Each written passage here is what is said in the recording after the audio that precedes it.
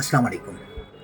শাহবাগে আন্দোলন হচ্ছে শিক্ষকদের দুই গ্রুপ, যার একটি হচ্ছে উচ্চ বিদ্যালয়ের আপনার চাকরির জন্য, আর একটা হচ্ছে আপনার ৬,০০০ আফ আর কি, যারা আপনার সুপারিশকৃত হয়েছেন প্রাইমারি স্কুলে নিয়োগের জন্য, তারা আন্দোলন করছেন। কারণ কি? কারণটা হচ্ছে আপনার হাইকোর্ট থেকে একটি রায় হয়েছে যে যারা সুপারিশকৃত হয়েছিলেন তাদের চাকরিতে জয়েন করা যাবে না। আর এটার বিপক্ষেই দাঁড়িয়ে তারা শাহবাগে আন্দোলন করছে।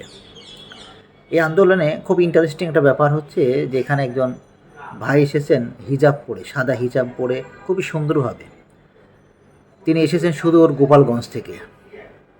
তারপরে সাংবাদিকরা আরও ২-৩ জন মানুষকে জিজ্ঞাসা করলেন, তারা আসলে মুখ ঢেকে মুখ ফিরিয়ে তারা চলে গেলেন। কেউ আসলে কোনো কিছু বলতে চাচ্ছেন না। তবে শেষমেশ যতটুকু দেখলাম, যাকে ধরা হয়েছে, এটা আমার দেশ পত্রিকাতে এসেছে, অনলাইনে এসেছে। তারা অলরেডি হেডিংয়ে করছে যে গোপালগঞ্জ থেকে এসেছে আন্দোলন করতে এবং হিজাব পরা আর কি। আমি জানি না আসলে এই আন্দোলনের মানে যৌক্তিকতাটা কতটুকু এবং শেষমেশ এটা কী হবে বা কী হওয়া দরকার।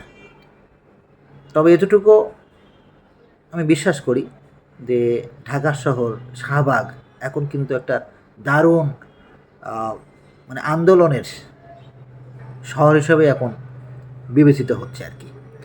কারণ এখানে আপনি আসলে যে কোনো আন্দোলনের জন্য, যে কোনো বিষয়ের জন্য আপনি সেখানে আন্দোলন করতে পারেন, কোনো বাধা নেই, কোনো রাগঢাক নেই, কোনো কিছু নেই।